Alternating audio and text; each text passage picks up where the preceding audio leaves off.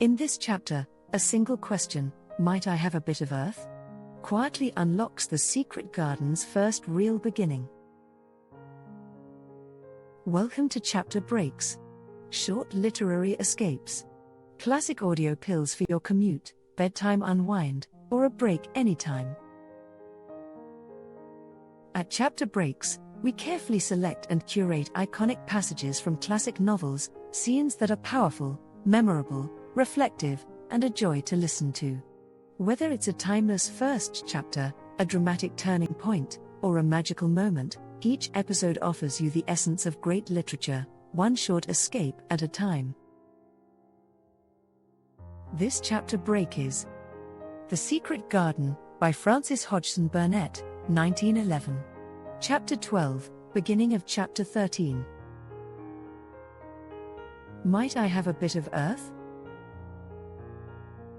A meeting on the ice, and the birth of a voice. A brief introduction before listening to the chapter.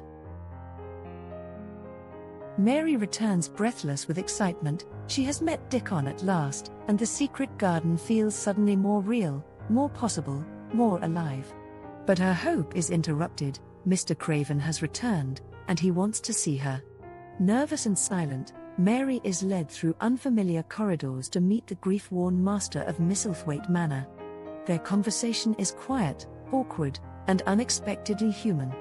Mr. Craven is distracted and miserable, but something in Mary's honesty reaches him.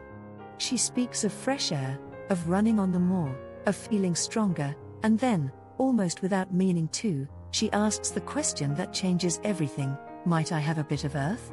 And then the story turns again. A stormy night, a strange crying in the corridors, and a hidden room where another secret has been kept. Mary follows the sound through the darkness, and meets a boy no one has spoken of. A boy who whispers, "I am Colin."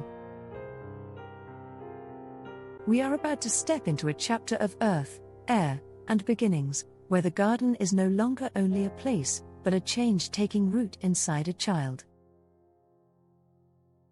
Now let's open the page together. Your chapter break begins now. Chapter 12. Might I have a bit of earth? Mary ran so fast that she was rather out of breath when she reached her room. Her hair was ruffled on her forehead and her cheeks were bright pink. Her dinner was waiting on the table, and Martha was waiting near it. "Thar's a bit late," she said. "Where has thar been?" "I've seen Dickon," said Mary. "I've seen Dickon." "I knew he'd come," said Martha exultantly. "How does thar like him?" I think he's beautiful," said Mary in a determined voice. Martha looked rather taken aback, but she looked pleased, too. "Well," she said, "he's best lad as ever was born, but us never thought he was handsome. His nose turns up too much." "I like it to turn up," said Mary. "And his eyes is so round," said Martha, a trifle doubtful. "Though they're a nice colour." "I like them round," said Mary. "And they are exactly the colour of the sky over the moor." Martha beamed with satisfaction. "Mother says he made 'em that colour with always looking up at birds and clouds. But he has got a big mouth, hasn't he, now?" "I love his big mouth," said Mary obstinately. "I wish mine were just like it," Martha chuckled delightedly. "It'd look rare and funny and thy bit of a face," she said. "But I knowed it would be that way when thar saw him." "How did thar like seeds and garden tools?" "How did you know he brought them?" asked Mary. "I never thought of him not bringin' 'em. He'd be sure to bring 'em if they was in Yorkshire, he's such a trusty lad." Mary was afraid that she might begin to ask difficult questions, but she did not. She was very much interested in the seeds and gardening tools, and there was only one moment when Mary was frightened. This was when she began to ask where the flowers were to be planted. "Who did thar ask about it?" she inquired. "I haven't asked anybody yet," said Mary, hesitating. "Well, I wouldn't ask head gardener. He's too grand, Mr. Roach is." "I've never seen him," said Mary. "I've only seen under gardeners and Ben Weatherstaff." "If I was you," I'd ask Ben Weatherstaff, advised Martha. He's not half as bad as he looks, for all he's so crabbed. Mr. Craven lets him do what he likes because he was here when Mrs. Craven was alive, and he used to make her laugh.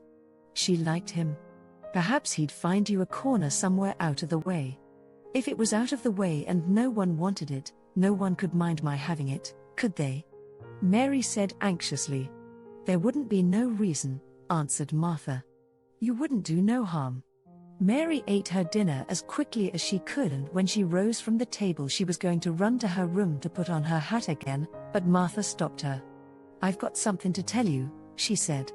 I thought I'd let you eat your dinner first. Mr. Craven came back this morning and I think he wants to see you. Mary turned quite pale. Oh, she said. Why? Why? He didn't want to see me when I came. I heard Pitcher say he didn't. Well, explained Martha, Mrs. Medlock says it's because her mother.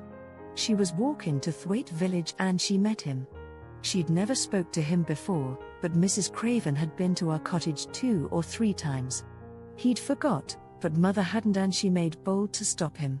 I don't know what she said to him about you, but she said something as put him in mind to see you before he goes away again, tomorrow. Oh, cried Mary, is he going away tomorrow? I am so glad. He's going for a long time. He mayn't come back till autumn or winter. He's going to travel in foreign places. He's always doing it. Oh, I'm so glad, said Mary thankfully. If he did not come back until winter, or even autumn, there would be time to watch the secret garden come alive. Even if he found out then and took it away from her, she would have had that much at least. When do you think he will want to see? She did not finish the sentence, because the door opened, and Mrs. Medlock walked in. She had on her best black dress and cap, and her collar was fastened with a large brooch with a picture of a man's face on it. It was a colored photograph of Mr. Medlock, who had died years ago, and she always wore it when she was dressed up. She looked nervous and excited. Your hair's rough, she said quickly. Go and brush it. Martha, help her to slip on her best dress. Mr. Craven sent me to bring her to him in his study. All the pink left Mary's cheeks. Her heart began to thump and she felt herself changing into a stiff, plain, silent child again. She did not even answer Mrs. Medlock, but turned and walked into her bedroom, followed by Martha. She said nothing while her dress was changed, and her hair brushed, and after she was quite tidy she followed Mrs. Medlock down the corridors, in silence. What was there for her to say? She was obliged to go and see Mr. Craven, and he would not like her, and she would not like him. She knew what he would think of her. She was taken to a part of the house she had not been into before. At last Mrs. Medlock knocked at a door, and when someone said, "Come in," they entered the room together. A man was sitting in an armchair before the fire, and Mrs. Medlock spoke to him.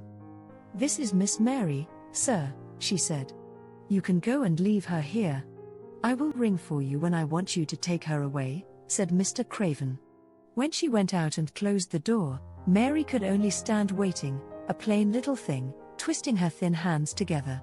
She could see that the man in the chair was not so much a hunchback as a man with high, rather crooked shoulders, and he had black hair streaked with white. He turned his head over his high shoulders and spoke to her. "Come here," he said. Mary went to him. He was not ugly. His face would have been handsome if it had not been so miserable. He looked as if the sight of her worried and fretted him, and as if he did not know what in the world to do with her. "Are you well?" he asked. "Yes," answered Mary. "Do they take good care of you?" "Yes." He rubbed his forehead fretfully as he looked her over. "You are very thin," he said. "I am getting fatter," Mary answered in what she knew was her stiffest way. What an unhappy face he had. His black eyes seemed as if they scarcely saw her, as if they were seeing something else, and he could hardly keep his thoughts upon her. "I forgot you," he said. "How could I remember you? I intended to send you a governess or a nurse, or someone of that sort, but I forgot." "Please," began Mary. "Please," and then the lump in her throat choked her. "What do you want to say?" he inquired. I am too big for a nurse," said Mary. And please, please don't make me have a governess yet. He rubbed his forehead again and stared at her. That was what the Sowerby woman said, he muttered absent-mindedly. Then Mary gathered a scrap of courage. Is she Martha's mother? She stammered. Yes, I think so, he replied. She knows about children, said Mary. She has 12. She knows. He seemed to rouse himself. What do you want to do? I want to play out of doors, Mary answered, hoping that her voice did not tremble. I never liked it in India. It makes me hungry here, and I am getting fatter. He was watching her. Mrs. Sowerby said it would do you good. Perhaps it will, he said. She thought you had better get stronger before you had a governess. It makes me feel strong when I play and the wind comes over the moor, argued Mary. Where do you play? He asked next. Everywhere, gasped Mary. Martha's mother sent me a skipping rope. I skip and run, and I look about to see if things are beginning to stick up out of the earth. I don't do any harm. Don't look so frightened, he said in a worried voice. You could not do any harm, a child like you. You may do what you like. Mary put her hand up to her throat because she was afraid he might see the excited lump which she felt jump into it. She came a step nearer to him. May I? She said tremulously. Her anxious little face seemed to worry him more than ever. Don't look so frightened, he exclaimed. Of course you may. I am your guardian, though I am a poor one for any child. I cannot give you time or attention. I am too ill, and wretched and distracted, but I wish you to be happy and comfortable. I don't know anything about children, but Mrs. Medlock is to see that you have all you need. I sent for you today because Mrs. Sowerby said I ought to see you. Her daughter had talked about you. She thought you needed fresh air and freedom and running about. She knows all about children, Mary said again in spite of herself. She ought to, said Mr. Craven. I thought her rather bold to stop me on the moor, but she said Mrs. Craven had been kind to her. It seemed hard for him to speak his dead wife's name. She is a respectable woman. Now I have seen you, I think she said sensible things. Play out of doors as much as you like. It's a big place and you may go where you like and amuse yourself as you like. Is there anything you want? As if a sudden thought had struck him. Do you want toys, books, dolls? Might I, quavered Mary, might I have a bit of earth? In her eagerness, she did not realize how queer the words would sound and that they were not the ones she had meant to say. Mr. Craven looked quite startled. Earth, he repeated. What do you mean? To plant seeds in, to make things grow, to see them come alive, Mary faltered. He gazed at her a moment and then passed his hand quickly over his eyes. Do you care about gardens so much? He said slowly. I didn't know about them in India, said Mary. I was always ill and tired and it was too hot. I sometimes made little beds in the sand and stuck flowers in them. But here it is different. Mr. Craven got up and began to walk slowly across the room. A bit of earth, he said to himself, and Mary thought that somehow she must have reminded him of something. When he stopped and spoke to her, his dark eyes looked almost soft and kind. You can have as much earth as you want, he said. You remind me of someone else who loved the earth and things that grow. When you see a bit of earth you want, with something like a smile, take it, child, and make it come alive. May I take it from anywhere, if it's not wanted? Anywhere, he answered. There. You must go now, I am tired. He touched the bell to call Mrs. Medlock. Goodbye. I shall be away all summer. Mrs. Medlock came so quickly that Mary thought she must have been waiting in the corridor. Mrs. Medlock, Mr. Craven said to her, now I have seen the child, I understand what Mrs. Sowerby meant. She must be less delicate before she begins lessons. Give her simple, healthy food. Let her run wild in the garden. Don't look after her too much. She needs liberty and fresh air and romping about. Mrs. Sowerby is to come and see her now and then, and she may sometimes go to the cottage. Mrs. Medlock looked pleased. She was relieved to hear that she need not look after Mary too much. She had felt her a tiresome charge and had indeed seen as little of her as she dared. In addition to this, she was fond of Martha's mother. "Thank you, sir," she said. "Susan Sowerby and me went to school together, and she's as sensible and good-hearted a woman as you'd find in a day's walk. I never had any children myself, and she's had 12, and there never was healthier or better ones. Miss Mary can get no harm from them. I'd always take Susan Sowerby's advice about children myself. She's what you might call healthy-minded, if you understand me." "I understand," Mr. Craven answered. "Take Miss Mary away now and send Pitcher to me." When Mrs. Medlock left her at the end of her own corridor, Mary flew back to her room. She found Martha waiting there. Martha had, in fact, hurried back after she had removed the dinner service. "I can have my garden," cried Mary. "I may have it where I like. I am not going to have a governess for a long time. Your mother is coming to see me, and I may go to your cottage. He says a little girl like me could not do any harm, and I may do what I like, anywhere." Said Martha delightedly. "That was nice of him, wasn't it?" "Martha," said Mary solemnly, "he is really a nice man, only his face is so miserable and his forehead is all drawn together." She ran as quickly as she could to the garden. She had been away so much longer than she had thought she should, and she knew Dickon would have to set out early on his 5-mile walk. When she slipped through the door under the ivy, she saw he was not working where she had left him. The gardening tools were laid together under a tree. She ran to them, looking all round the place, but there was no Dickon to be seen. He had gone away, and the secret garden was empty, except for the robin who had just flown across the wall and sat on a standard rose bush watching her. "He's gone," she said waffily. "Oh. Was he only a wood fairy?" Something white fastened to the standard rose bush caught her eye. It was a piece of paper. In fact, it was a piece of the letter she had printed for Martha to send to Dickon. It was fastened on the bush with a long thorn, and in a minute she knew Dickon had left it there. There were some roughly printed letters on it and a sort of picture. At first she could not tell what it was. Then she saw it was meant for a nest with a bird sitting on it. Underneath were the printed letters, and they said, "I will come back." Chapter 13. I Am Colin. Mary took the picture back to the house when she went to her supper, and she showed it to Martha. Said Martha with great pride. "I never knew our Dickon was as clever as that. That there's a picture of a missel thrush on her nest, as large as life and twice as natural." Then Mary knew Dickon had meant the picture to be a message. He had meant that she might be sure he would keep her secret.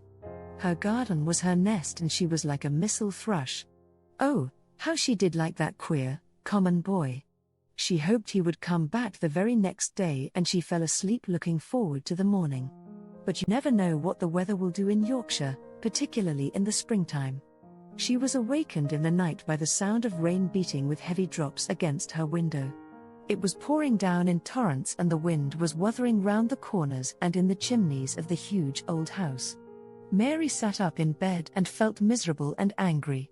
"The rain is as contrary as I ever was," she said.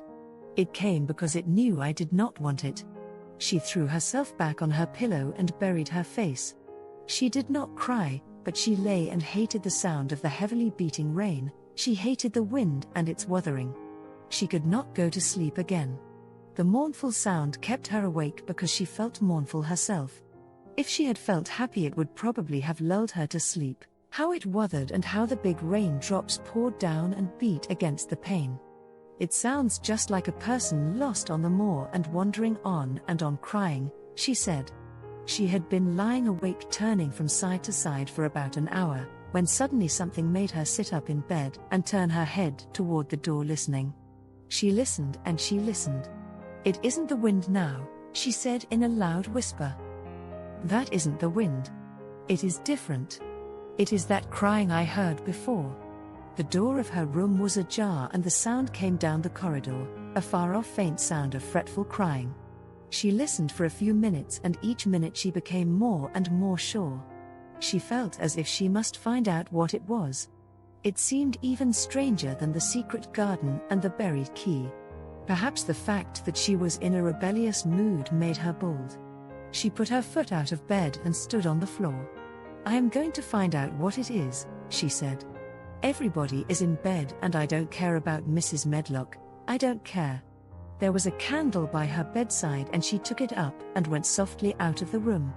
The corridor looked very long and dark, but she was too excited to mind that. She thought she remembered the corners she must turn to find the short corridor with the door covered with tapestry, the one Mrs. Medlock had come through the day she lost herself. The sound had come up that passage.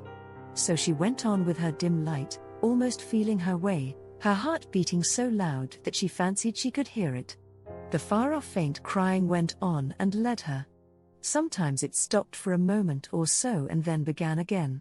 Was this the right corner to turn? She stopped and thought.